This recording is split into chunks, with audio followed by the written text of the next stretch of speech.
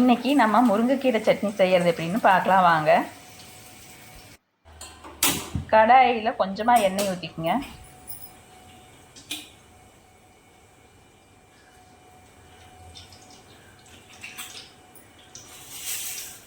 எண்ணெய் சூடானோடனே 1 ஸ்பூன் கடலைப்பருப்பு 1 ஸ்பூன் உளுந்து பருப்பு சேர்த்து வறுத்துக்குங்க.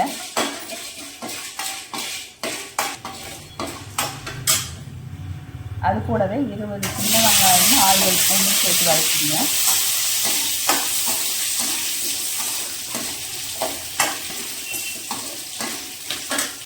இப்போ வெங்காயம் வதங்கிடுச்சு.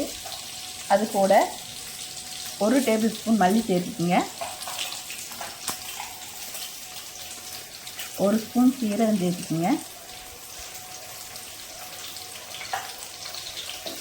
வதக்கிடுங்க.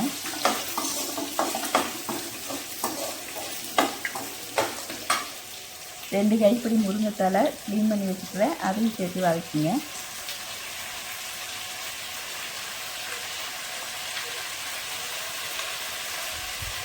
முருங்கைத்தலையை நல்லா வதக்கிங்க.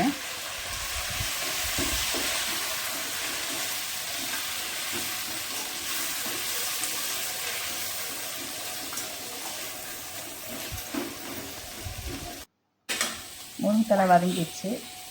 இப்போ 6 வரமிளகா சேர்த்துக்கலாம். இது காரம் இல்லாத மிளகாய்ங்கிறதுனால 6 சேர்த்துக்கிறேன். அது கூட கறிவேப்பிலை கொஞ்சம், புளி கொஞ்சம் சேர்த்துக்குங்க. வதக்கிடுங்க. இப்போ கட் பண்ண 2 தக்காளி பழம் சேர்த்துக்குங்க. நல்லா வதக்கிடுங்க. தேங்காய் கொஞ்சம் சேர்த்துக்குங்க. அதையும் வதக்கிடுங்க. கொஞ்சமாக மல்லித்தழை சேர்த்து வதக்கிடுங்க. தேவையான அளவு உப்பு சேர்த்துக்குங்க.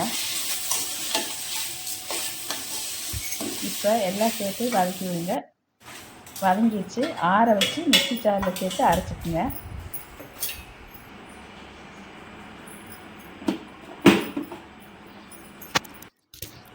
சட்னி அரைச்சாச்சு. தோசைக்கும் சாதத்துக்கும் டேஸ்ட்டாக இருக்கும். ட்ரை பண்ணி பாருங்கள். எங்கள் சேனலுக்கு சப்ஸ்கிரைப் பண்ணுங்கள்.